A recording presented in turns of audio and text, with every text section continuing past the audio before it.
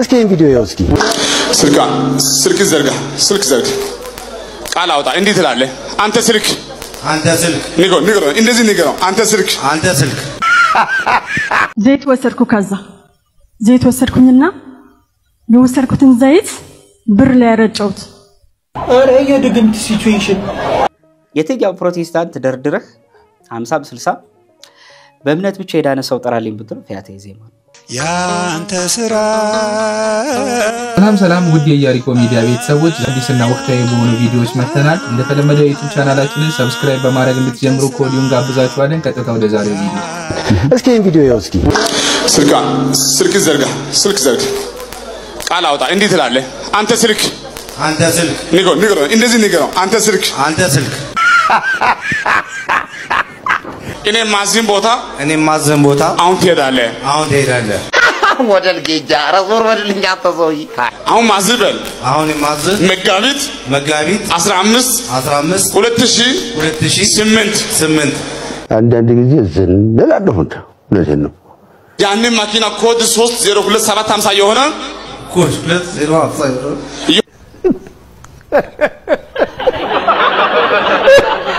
የሆነ ማኪና ለናትናኤል የሸጥኩበትን ቀሪ ወረቀትን አምጣልኝ ሳይኩሉ መዳር አይሆኑ ትዳር አለ አልኩኝ እኔ ረብስ ለምታየው ነው እንግዲህ ስልኩን ሶሂ ቁጥሩን ለራሱ በደንብ አልያዙ አይ ሰውየው ራሱ ደነገጠኮ ማለ ማርያምን ስልኩን እንደሆነ ሄደ አምጣ ነገር ለሽከከ ነው ሲያወራ ራሱ ምን ነገር ይወራል አሁን ምን ይያለኝ ነው ታምር ከተፈጠረ ጀለስ ለማሮጥም የተዘጋጀ ነው ስልኩ ካወራ በጣም ይልሳል ብለን ተስፋ እናደርጋለን ወደ ቀጣይ ቪዲዮ ነገር ሰሚልኝ ብቻ ገርማችሁ 2 አመት ከ7 ወር ከመንግስት ጋር የለፋው ስራ መኪና ውስጥ አስቀምጫለሁ አምጥቼ ያሳያችኋለሁ አትለንም 2 ቢሊዮን ቁጥራቱን እዚያገር 788 ሚሊዮን ብር ነገ ፈራረማለሁ ደካማ ጎን ቁጥር አለማወቅ ነው ማለት ነው ይሄ ያንዱ ቦታ ብቻ ነው የነገ ነው ታው ግደለህ ታው አሙስ ደግሞ ባርዳር ሄጄ 2 ቢሊዮን ብር ለብቻው ፈራረማለሁ ከዛ ተመልሼ መጥቼ ጋምቤላ ደግሞ ሰኞ ለተሄዳለሁ እሱ ደግሞ 3 ቢሊዮን 400 ምናምን ቢሊዮን ብር ፈራረም ህዝብ ጋር ለሚደርስ ነገር እንደዚህ መተርተርም አግባብ አይደለም ጀለስ ከቢሊዮን ውጪ ቁጥር የተነገረው እሱ ነው ከፍ ያለም ዝቅ ያለም ያንዳንድ ክልሎች በጀት እኮ ነው ይጣራው እዲ በጀት ብቻ አንዳንዴ እኮ እንዲ ነው የሆነ ቁጥር ከፍ ያለ ቁጥር ጠርተ ሳታቅ እና አይተ ይዘ ሳታቅ ስትቀር ትወዛገባለህ የምትጠራው ቁጥር ራሱ የሆነ ግራ የተጋባ ነገር ነው ወደ ቀጣይ ቪዲዮዎች እንለፍ ዘይት ወሰርኩ ከዛ ዘይት ወሰርኩኝና የወሰርኩትን ዘይት ብር ላይ ያረጨውት አረ የድግምት ሲቹዌሽን ምንድነው ልክ ስራጫው ከዛ ጊዜ ጀምሮ የሚገርም ብር ቦርሳዬ ውስጥ ነው የሚገኘው በቃ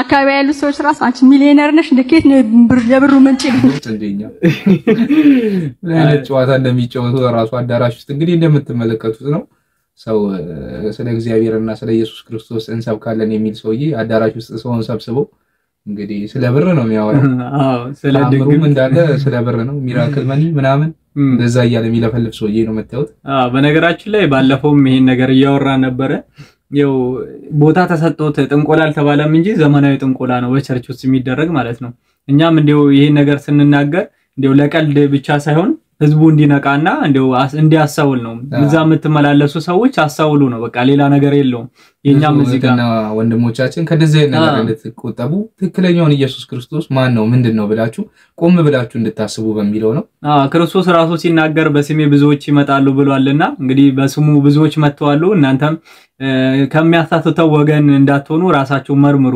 ማንንም የቆመ የሚመስለው ቢኖር እንዳይወርቅ ይጠንቀቅ ይላልና መጽሐፍ ቅዱስም ሁላችንም ያለንበት ቦታ የሚጠላን ነው ወይስ ደግሞ እንደው ቀጣ ብለን እንድንሄድ የሚረዳን ነው ወይ ብለን መጠየቅ አለብን እስቲ ወደ ቀጣይ ቪዲዮዎች እናልፋለን በመዲናችን አዲስ አበባ በባንክ ቡክ ላይ ዘይት ለማስቀባት ትላንት ምዕመኑ በአደባባይ ላይ መታየቱ ተገለጸ።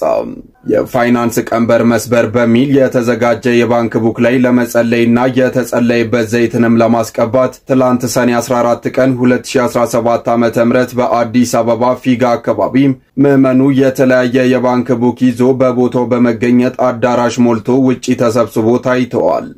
ዘነሶች ናቸው እንግዲህ ክርስቶስን እናስተምራለን የሚሉት። እንግዲህ በነገራችን ላይ እንደዚህ አይነት ቦታ የሚሄደው ሰነፍ ሰው ነው። ስራ የማይሰራ ሰው የሆነ ተአምር ተፈጥሮለት ሀብታም ለመሆን የሚፈልግ ማለት ነው። መሆን የሚፈልግ ብር ማግኘት የሚፈልግ ሰው የቢዝነስ ቀንበር የሚሰበረው ጠንክረ በመትራት ነው እንጂ እንደው በማጣለይና ሄደህ እንትን በማለት አይደለም። ስንፍና የለም በክርስትና ውስጥ ሰነፍ ሆነ ሀብታም እንደው ባቋራጭ አይሰራም። ሁላችሁም በእውነት ማስተዋሉን ይሳችሁ። እንቀጥል እስኪ። ማች መሆን መቆሩ አንዱ ኦቨር ነው አንዱ ትንሽ ነው። ትክክል አንተ ጋር ነው ችግር አለና ወዳ ግግግ ብሎ ገባኝ። ለክ ገና ሞተሩ ሲሞቅ አንተ የለም እዘግዛ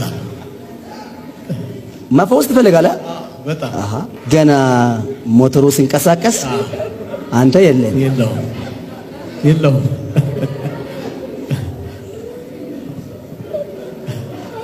ማች ማረጋ አልቻላችሁ። እሱ ሳሳውን አንተ ነው ያንተ ነገር ሁሉ ነገር ፍጥነት ነው። ሁሉ ነገር ፍጥነት ነው። ሁሉ ነገር ፍጥነት ነው። ገና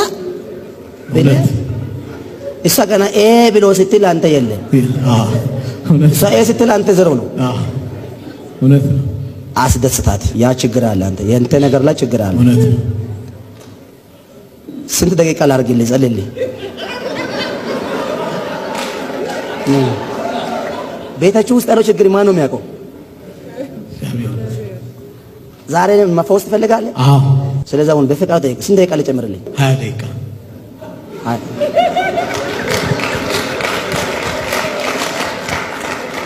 ወለሰዘን ስንት ደቂቃ ልጨምርልህ? ቀና በይ ነገር ስንት ደቂቃ ልጨምር? 30 ደቂቃ። 30 ደቂቃ በቂ ነው። ዛሬ በጌታ በኢየሱስ ስልጣን ኤው 30 ደቂቃ ልጨምር። እሷም ተስማማለች። ፈክስ 30 ደቂቃ አሜን።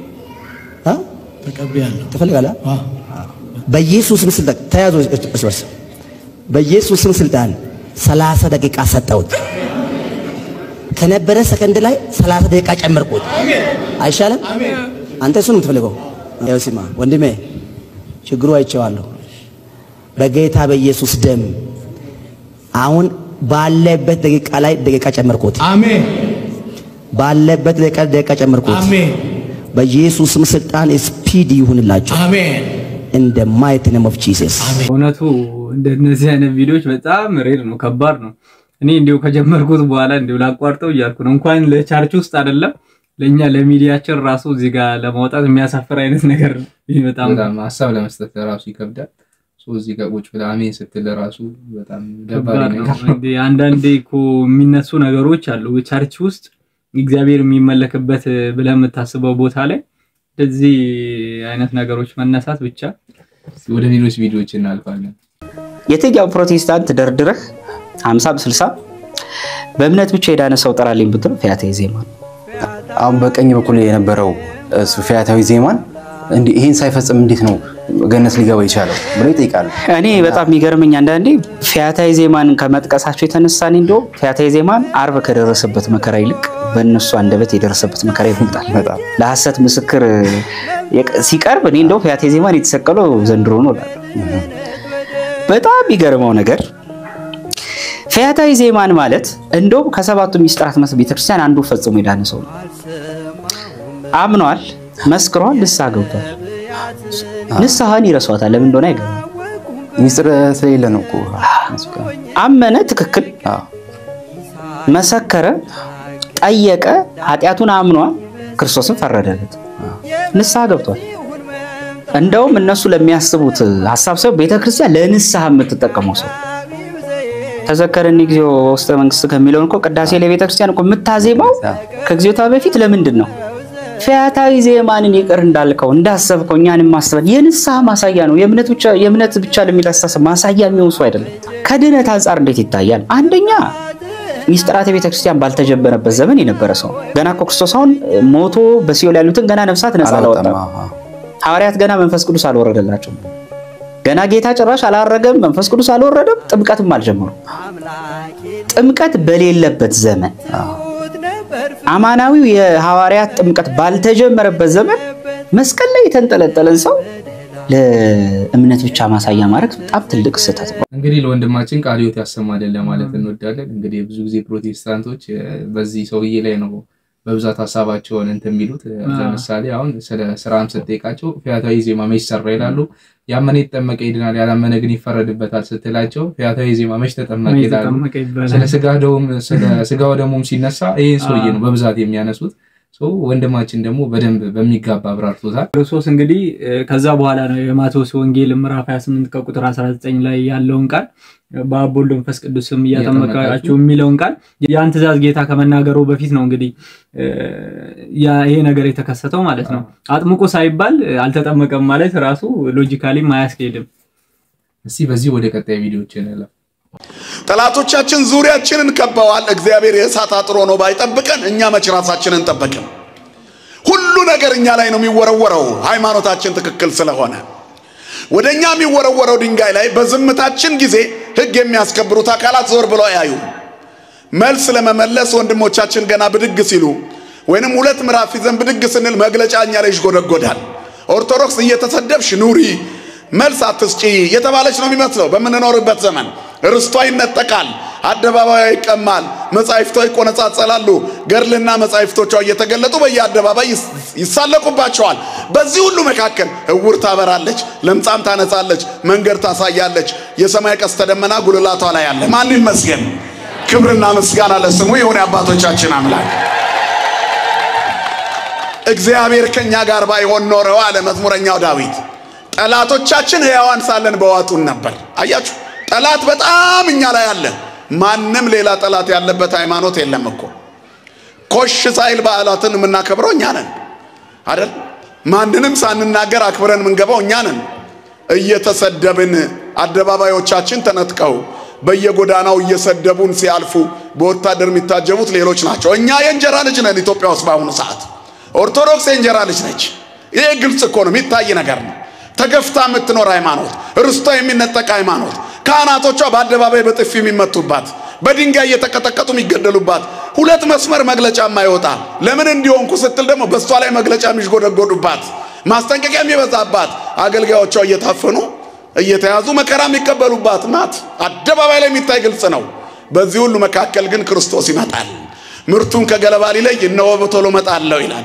በዚች መንገላታት በበዛባት ሃይማኖት ውስጥ ሀገራችን ሰማይ ነው ብለው የጸኑት ያሸንፋሉ። ክብርና ምስጋና ለአምላካችን ለእግዚአብሔር ይሁን። በእውነቱ እንግዲህ መምህራችን ለኛ ለወጣቶች በተለይ የሚያጠነክር ድንቅ የሆነ ትምህርትና መልእክትን ያስተላለፉልን። በእውነት ቃሎትን ያሰማልን። እጅግ በጣም ጥሩም የሆነ ትምህርት ነው። እንግዲህ አሁን ላይ ቅድስት ቤተክርስቲያን የተለያዩ አይነት ፈተናዎች ይመጡባታል። ያን ፈተና እንግዲህ ታግሰን እኛ ሀገራችን እንዳሉትም በሰማይ ነውና ልናልፍ ይገባዋል በጾም በጸሎት ማለት ነው። እንግዲህ ዛሬው ቪዲዮቻችን ይሄንን ይመስላሉ። የዩቲዩብ ቻናላችንን ሰብስክራይብ በማድረግ እንድታበረታቱን እንዲሁም ይሄን ቪዲዮ ከወደዳችሁት ላይክ በማድረግ በጣም ከወደዳችሁት ደግሞ ለወዳጅ ለዘመዶቻችሁ ሼር በማድረግ እንድታግዙን ከወዲሁ እንጠይቃለን። ቀጣይ ቪዲዮዎች እስከምንገናኝ ሰላም ያንተ ስራ